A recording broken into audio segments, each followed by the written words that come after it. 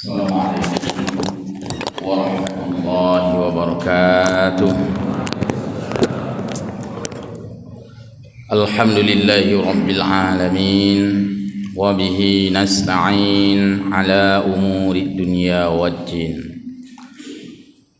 Allahumma salli wa sallim ala sayyidina Muhammadin sayyidil mursalin wa ala alihi wa ashabihi ajma'in. Hamba Allah mukhlishina lahuddin, yang telah sudi memenuhi panggilan Allah Azza wa Jalla. Apa yang kita lakukan termotivasi ketika kita mendengar azan, bukan karena merdunya suara muadzin, tetapi karena itu adalah panggilan Allah. Kalaupun seorang muadzin pun dengan su pare, su menggroh-groh misalnya, tapi bukan intonasi suara itu yang membuat kita hadir ke sini, tetapi itu adalah seruan Allah yang dikumandangkan oleh muadzin. Allah yang membangunkan kita, yang menggerakkan langkah kita hingga kita hadir di tempat yang mulia ini. Kepada Rasulullah sallallahu alaihi wasallam tak pernah berhenti kita menyampaikan salatu wassalama. Beliau sangat menyayangi kita, dan apa yang beliau lakukan tidak sedikit pun atas kepentingan beliau pribadi. Kalaulah bicara syurga, beliau sudah dijamin oleh Allah Subhanahu wa taala sebagai penghuni syurga. Dan ini berbeda dengan kita. Apa yang kita lakukan untuk orang lain, kita bonceng kepentingan kita. Ketika kita sudah mendapatkan apa yang kita anggap penting dan kita sudah memilikinya, lalu kita mengatakan karena dro tekajait ada pikir kego, dan itu adalah ucapan kita. Sementara Nabi justru semuanya memikirkan kita, sehingga Allah mencabut sifat tidur pada Nabi, dan Nabi benar-benar tidak tidur sampai menghilangkan akal dan perasaan. Lam yahtalim qattu taha mutlaqan abada. Nabi hantam tengun, karena itulah Nabi tidak pernah bermimpi. Kenapa Nabi tidak pernah bermimpi? Lam yahtalim qattu taha, Nabi hantam melumpo, karena Nabi adalah tidak pernah tidur. Nabi hanya terpejam mata, Nabi hanya beristirahat. Hal ini berbeda dengan kita. Kita sedang beristirahat, tidur, tetapi Nabi tidur hanya untuk beristirahat. Karena itulah maka kita berbanyak-banyak salawat kepada beliau. Baik salawat itu diucapkan secara pribadi perorangan, secara sirran, takun gedrot Allahumma salli ala hana dengar lego, atau salawat itu kita kumandangkan pakai mic lo, mana masalah, karena yang kita kumandangkan adalah salawat kepada Nabi. Maka jangan pernah membenci salawat di masjid-masjid. Baik ni aku pru nyan bid'ah, baik tunye gelinyong dengan salawat. Biarkan salawat itu berkumandang di mana-mana. Baik letan karena yang kita salawatkan itu adalah doa kita kepada Allah agar dicurahkan kepada Rasulullah. Kon surak bola yang tayak tamurung selawat lang sejid, kon tarian yan, kon hiburan yan, kon hura-hura, tapi itu adalah salawat kepada Nabi. Selama itu diucapkan dengan suara yang tidak melengking, dan itu diucapkan dengan santun dalam kapasitas benar-benar bermunajat kepada Allah Subhanahu wa taala. Jangan sampai kita mengeluarkan statement-statement yang terasa jengkel kita dengan selawat. Karena boleh jadi ada di antara kita ada pertanyaan lalu dijawab. Kehana dijawab sejiknya. Tu lawa raya-raya yang tu nye gelinya wong tu. Maka itu adalah antipati kepada salawat Nabi sallallahu alaihi wasallam. Hamba Allah jamaah salat subuh yang mulia. Tidak lama lagi kita akan merayakan Idul Akbar. Idul Akbar ay Idul Adha, yaitu hari raya Adha. Hari raya Adha adalah hari raya akbar, hari raya besar dibandingkan dengan Idul Fitri, sehingga di dalam teks-teks kitab tertulis wa Idul Adha ay Idul Akbar. Adapun hari raya Idul Adha itulah hari raya besar. Wa Idul Fitri ay Idul Asghar. Sementara Idul Fitri adalah hari raya kecil.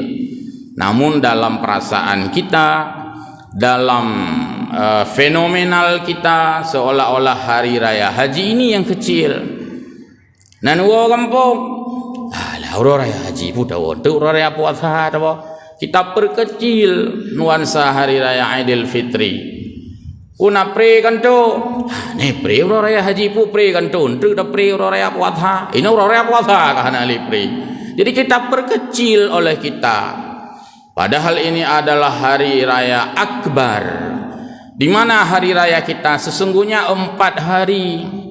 Pertama Yaumun Nahri, 10 Dzulhijjah, hari nahar. Nahar itu artinya leher. Hari potong, hari menumpahkan darah, irafatid dami kata Nabi. Uro Idul Adha nyan tanggal 10 nyan uro tamu mat parang. Ayo pegang parang semua. Untuk potong kambing, untuk potong lembu, untuk potong unta. Nyan uro mat parang. Mama tak pegah sang sadis hal bersyukur kau mak parang. Memang mak parang kita dekoh deku yang mana tamat parang. Hanya dah supin pintu. Karena itulah hari itu dinamakan hari nahar, hari leher. Memang harus potong leher, yaitu leher binatang kurban, bukan potong leher orang, tapi potong leher kurban. Dan hari itu adalah hari tumpah darah. Nyan uronyan payah tamururu darah. Bek darah urung, tetapi adalah darah binatang an'am yang menjadi objek binatang kurban. Itu semarak dan menjadi syiar. Wa may yu'azzim sya'airallah. Siapa yang membesarkan, yang mengagungkan, yang mensosialisasikan dan mengartikulasikan, mengimplementasikan syiar-syiar Allah, salah satunya adalah kurban. Fa innaha min taqwal qulub. Tindakannya itu adalah tindakan yang timbul karena hatinya sudah bertakwa. Jadi orang yang bertakwa adalah orang yang mensyiarkan apa yang Allah perintahkan. Salah satunya adalah memotong hewan kurban. Karena itu adalah syariat. Hamba Allah jamaah salat subuh yang mulia, Allah Subhanahu wa taala telah memberikan nikmat yang banyak kepada Rasulullah dan kepada kita sebagai umatnya. Perhatikan dalam surah Al-Kautsar, Allah menyebutkan Bismillahirrahmanirrahim. Inna a'tainakal kautsar. Sesungguhnya kami telah memberikanmu, itu kepada Nabi Muhammad, nikmat yang banyak. Salah satu format Allah membentuk nikmat yang banyak, memberikan kepada Rasulnya adalah Al-Kautsar. Makna Al-Kautsar nikmat yang banyak secara umum. Secara khusus itulah yang disebut dengan Al-Jannah, syurga, di mana di dalam syurga itu Allah sediakan Nahrul Kautsar, sumur Kautsar, sungai Kautsar. Jadi Al-Kautsar, nikmat yang banyak Allah berikan kepada Rasulnya, dan di dalam syurga Allah telah menyediakan, yaitu sumur atau sungai Al-Kautsar, sebagai simbolik bahwa itu adalah dibutuhkan oleh manusia. Orang-orang yang melakukan refreshing, ingin fresh kembali karena lelah, karena bosan, karena jenuh. Sesekali kadang-kadang orang pakat-pakat hai pajan damain tiga le tayak pleh bron tiga. Objek yang dicari adalah di mana ada sungai-sungai, di mana ada pemandangan-pemandangan yang indah, maka penuh orang mendekat dengan air. Tetapi sayang kadang-kadang bukan untuk mensyukuri nikmat Allah. Tanya punuh urang bak bineh iya kon enggak syukuri nikmat Allah. Pusit ya mencuca kena. Semestinya adalah untuk mensyukuri nikmat Allah. Orang-orang refreshing itu sebenarnya orang-orang yang lelah dengan menggunakan tenaganya pada tempat kebaikan. Karena manusia ini ada jenuh, ada batas, perlu melakukan refresh, segar kembali. Oleh karena itu maka Allah sediakan tempat itu sebagai nikmat kepada hambanya, walaupun dalam makna ayat secara khusus kepada Nabi Muhammad, tapi juga kepada kita hari ini Allah sediakan semua itu. Setelah Allah bicarakan bahwa Allah telah memberikan nikmat kepada hambanya, lalu Allah iringi dengan perintah, fasalli li rabbika wanhar, lalu tunaikan salat dan berkurbanlah. Jadi kurban berarti bahagian daripada penggunaan nikmat, karena Allah pertama bicara nikmat, nyo kalunjuk nikmat kegata hai hamba. Fasalli, salatlah kamu li rabbika kepada Tuhanmu, tak semahlung nekeli Allah. Wanhar, tacok nikmatnya tak berkurban. Jadi lihat gejuk modal li Allah, yusi kurban, berarti enggak ada yang berat. Karena Allah yang memberikan kita harta, Allah suruh kita menyembelihkan kurban itu. Mungkin beda dengan cara kitanya mengiyu mentang, hanajuk harta, hanajuk modal. Seorang suami suruh ibu, suruh istri masak yang enak-enak. Yang bumangat datagun ket uranya, engket tanggep wa. Bagaimana dia mau masak enak? Katagun bu belut, tembreh sah.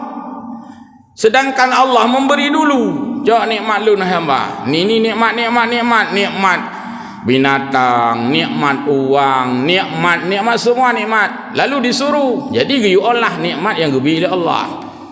Maka jangan berharap orang akan memberi pelayanan yang baik kepada kita jika kita tidak memberikannya modal yang baik. Baik tayu liang katho irumo, taliang katho mengatai, mampu taliang ngantika ngompat katho hana tablo. Nah, jadi apa yang kita perintah kepada orang, jangan berharap ada layanan yang baik ketika kita tidak memberikannya bahan baku. Tapi Allah memberikan semua, baru Allah giyu lih keperah nikmat, baru giyu berarti tidak memberatkan hambanya itu. Perlu dicatat bahwa selain persoalan fasalli yang kita sudah paham semua, kalau dalam tafsir orientasi fiqih, fasalli li rabbika maksudnya salat Idul Adha, wanhar maksudnya bernahar, berkurban. Ini syariat. Ini bukan sukarela. Maka tidak ada kegiatan apapun seorang hamba di pada pagi nahar dan pada 3 hari tasyrik kecuali menumpahkan darah. Kalau ada pertanyaan, pekerjaan apa yang paling bagus kita lakukan pada hari nahar dan hari tasyrik? Jawab, yaitu pekerjaan menumpahkan darah dan pekerjaan potong leher hewan. Ini pekerjaan yang paling prioritas dan utama. Yang lain tidak ada keutamaan, walaupun perlu dan juga penting dilakukan. Ada orang yang mungkin malas, padahal dia punya keluasan. Hai dia sia kurbannya murusan tat. Dah jopeng yan jatah dan sia kurban. Misalnya kita ingin sisihkan uang Berapa? 2,5 ya 3 juta lah. Kadang-kadang ada orang malas dengan syariat. Tak putimang murusan tang kurban yang dia belo kameng. Kan hanapeh belo kameng lino kan apa ni dia tinggal lah dang dia sutut gaknya. Buat tak murusan. Anak pupu dah transfer manteng. Lah dang dia transfer. Anak pupu nak merumpang kuimu manteng. Lah dang dia sutut gaknya. Ada orang yang ingin menjauh dengan prosedur syariat. Gecok jupeng jatah ke kurban le juta, getik juan celeng masjid. Itu tidak utama. Tidak utama. Yang utama adalah menyembelih hewan kurban. Tak bandingkan dengan perbuatan lain yang baik yang menjadi ibadah juga, bersedekah jadi ibadah. Tapi tak bandingkan dengan kurban juga tidak lebih baik bersedekah pada hari raya Idul Adha dibanding dengan berkurban. Bayangkan jika dibandingkan ibadah kurban dengan ibadah yang bukan syariat. Nampak hidup bandingan. Nah kurban. Nah kurban. Mahal nasi kameng ranum sapa? Untuk tak sia tanding bola atau yang menang tak sia. Nyankan syariat. Tapi kadang-kadang manusia di antara kita ini yang Jumat dah bak sia kameng karena menang empoli. Kekelamnya yang menang empoli bak long 2 boh kameng. 2 boh juga 4 hadis sunat hana sunat. Tapi itu biat kameng 2 boh. Kuro raya kurban pukun. Nya sunat dia hana pubuk je sunat. Empoli sansang wajib. Pertandingan bola kaki mentaruh-taruh so yang menang. Mio menang long ku sia kameng leboh. Wak kapajeuh mentaruhkeun. Itu biat kameng leboh. Bak main bola. Itu biar kameng leboh. Bak pelantikan. Yang yang terpilih je menyai lantik. Lumah balung 2 boh. Je long tanggung. Yang lain apa pajauh hentak. Itu biar lumah. Tapi urang raya haji. Kahana lumah agaknya. Urang raya haji. Kahana kameng agaknya. Ada yang menang bola. Kekun. Awakah dia nak hentak. Maklum nak kameng. Ini bukan syariat. Jadi yang beda. Sia kurban adalah sunnah Nabi. Maka di antara kita kata Rasulullah sallallahu alaihi wasallam, "Man kana lahu sa'atun wa lam yudahi fala yaqrubanna musallana." Hadis ini diberi makna oleh Imam Ahmad bin Hambali pada kalimat fala yaqrubanna musallana. Kalau kamu punya keluasan, kemudahan Nabi Allah, kemampuan Nabi Allah, hana mekarat ngumpulain. Dan nak sia kurban hana terhalangi oleh tempat lain. Kadang-kadang tak nak juk peng kurban panitia. Dan yang lain yang kau nak mepeng ayah, le juta. Lu nak juk peng kurban. Ayah. Peng pesantren lu ngalamnya, peng sekolah lu ngalamnya gimana cara? Nya wajib. Tak nak sia kurban dan nak juk peng ke panitia masjid. Itanya yang lewat PLN yang nak bapeng. Aku nak juk setor ke panitia kurban. Yang PLN nya kamu nunggak air dekat 6 bulan ni bayarnya ile. Payah bayar je ile. Karena beradu dengan kepentingan yang tidak boleh dielakkan. Baik Jumat tak sia kurban. Arus listrik cu. Ya aja kubuk ya. Udah Jumat bapaknya. Kurban tiap tahun. Cuma arus listrik gecu. Jadi tidak bisa, karena itu beradu dengan kewajiban. Jadi yang makna wasi'ah di sana tidak paradoksi dengan kewajiban kita. Jangan gara-gara potong hewan kurban tidak memberikan nafkah kepada keluarga. Baik sampai lagi nyampe, baik sampai gukun baik ibu. Nyol he bulan tende hana belau ber. Maka guna taman peng guna si kurban. Nyan hana riu, itu bukan wasi'ah namanya. Nyam pohdro. Jadi ibadahnya kon pohdro, ulam pohro. Nah, jadi kata Nabi yang punya kemampuan. Kalau yang punya kemampuan itu kan bisa kita banding dengan akal sehat. Siapa mahal kurban dengan pulsa? Kok lebih peng ke pulsa tu? Anak tak pegah pi hanape. Dia urut Tuhan. Di bulan yang 200 lego pasal hertu paket. Habis uang itu. Dan itu bukan kepentingan sekalipun. Nyangkut gaya anda kan? Fashion. Seseorang yang habis uang setiap hari coba dihitung. padung boh rukuk samsu si uro hana pegah hana peng. Jadi uro akhirat tai tu biat kon fahala kurban pusit peng habis ke samsu mutu piak uro akhirat. Dan itu tidak kita kalkulasikan sehingga kita selalu mengatakan hana peng hana peng hana peng. Padahal kita punya keluasan, itu privasi kita. Kita sendiri yang tahu dan kita sendiri yang merasakannya. Tidak boleh untuk memvonis orang lain dan tidak boleh untuk merendahkan orang lain. Hanjut kita keun kampung. Agaknya rugo kaya yang kurban hanjut ke sia. Antam ke sia mesti ke. Kadang-kadang hi kaya. Menderita nak begah apa tanya. Hi kaya takai. Nah, tiladung urang kadang-kadang dirasakan oleh orang lain dia mampu. Padahal dia sendiri tidak mampu. Maka masalah mampu biarkan orang yang bersangkutan yang merasakan. Yang galak ada keun maidan ke mampu, galak dia bakal ngegok mampu. Sehingga kempu mampu putar rubuh betul.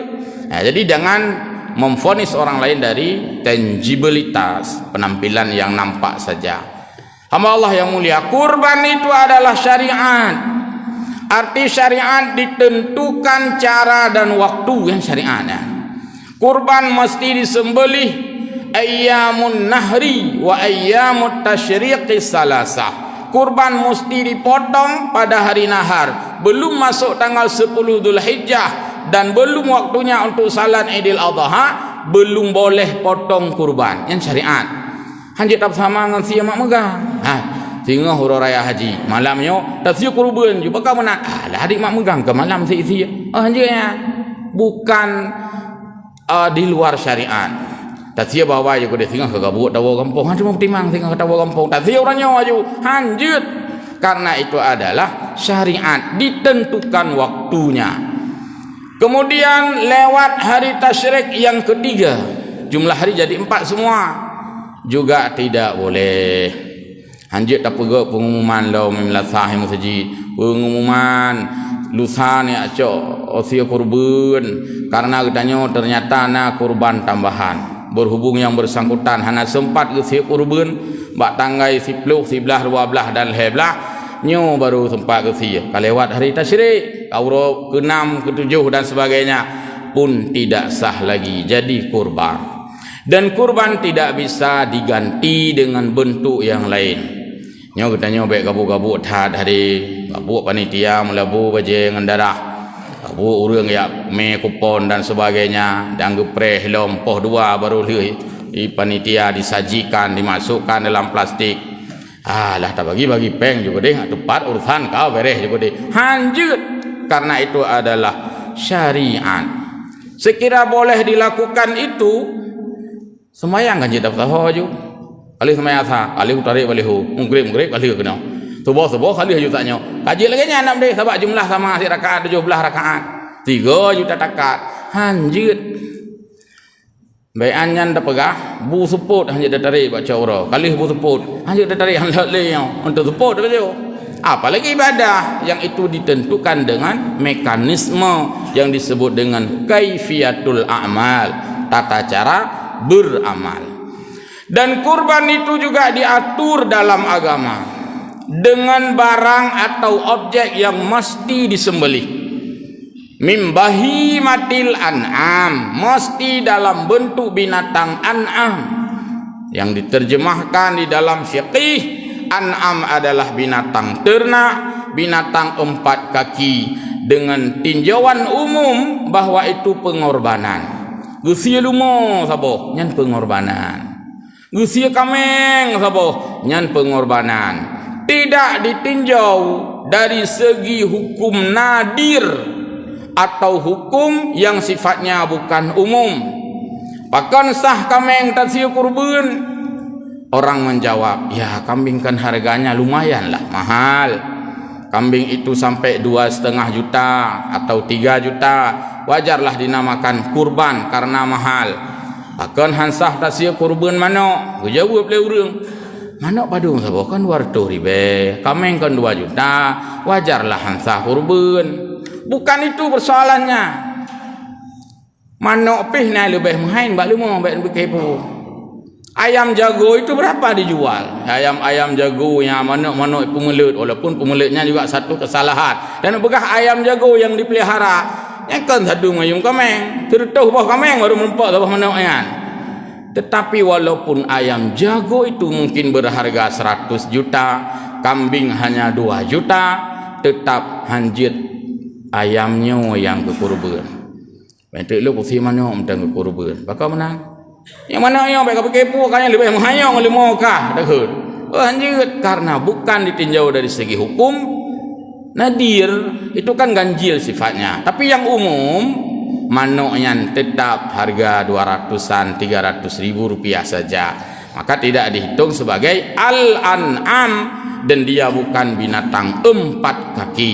Inilah namanya prosedur dan syariat. Kalau namanya syariat, sami'na wa ata'na, kita mendengar apa yang Allah sampaikan, kita patuh dan kita melakukan seperti itu saja. Tidak ada protes terhadap kaifiat agama Allah. Jangan seperti kita dengar-dengar. Mudah-mudahan tidak terjadi. Ada ide-ide, ada usul-usul, ada pikiran-pikiran yang ingin melakukan prosesi ibadah itu karena dengan alasan berdesak-desakan sampai ada statement apa benar atau salah wallahu a'lam, tapi itu mencuat dalam tulisan-tulisan dan media. Tu ibadah hajinya hana muncih bulan Dzulhijjah kade. Tajak panjang-panjang ada pokoknya tak preh urung wo, tajak tanya gowor la ilah, tajak lah. Sepertinya itu bukan syariat dibuat. Padahal tidak boleh. Tetap hari Arafah itu 1 hari. Maka mesti umat Islam itu hajinya mesti pada titik sentralnya itu hari Arafah. Dan hari Arafah tidak ada 2 hari. 1 hari saja. Setahun hanya ada 1 hari Arafah, yaitu hari 9 Dzulhijjah. Yang siurah kan. Maka ketika orang sudah Arafah, datang kita hanale Arafah susulan. Kan ujian susulan aja, kan UN nya ujian nasional, nah susulan. Kalau pemilihan pilkada ada pemilihan susulan. Karena naurung hanja geja, maka ibi kesempatan atau ada kesempatan yang untuk susulan, tapi hari Arafah tidak, hari Arafah susulan tidak ada, maka mesti berdesak-desak pada 1 hari itu. Dan Allah aturkan mekanisme, maka ibadah haji itu hanya wajib sekali seumur hidup karena Allah sudah membuat aturan. Sebab ibadah haji tidak ada 2 hari, tidak ada 3 hari pada Arafahnya, maka Allah memberikan aturan cukup sekali seumur hidup sebagai kewajiban. Yang lain itu terserah dilihat situasi dan kondisi. Jadi ini yang kita lakukan, insyaallah menjelang hari raya Idul Adha nanti benar-benar sebagai semarak dan masif di mana-mana. Dan untuk menimbulkan syiar agama Allah, kurban sunat disembelih di siang hari dan pada tempat terbuka. Tidak sunat disembelih di rumah potong karena di sana tidak terlihat syiar. Hana urun nonton tadi, hana syiar. Kalau si kurban tegak tak kaya menasahnya, hana sidih mendung. Dapreh buang plastik muda. Hana syiar le, gada syiar.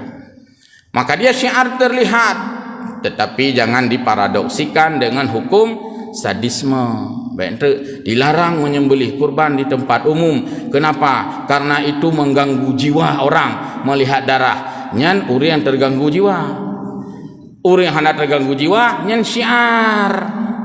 Maka dulu kita di waktu kecil, gecok jaro lima relenek, nyak kena tajak ya, dia si kurban sunat menyaksikan kurban itu yang dipotong, sunat kita saksikan. Kan sunat tu mata hukum kagak sia lima long gak peluang kan sunat melihat.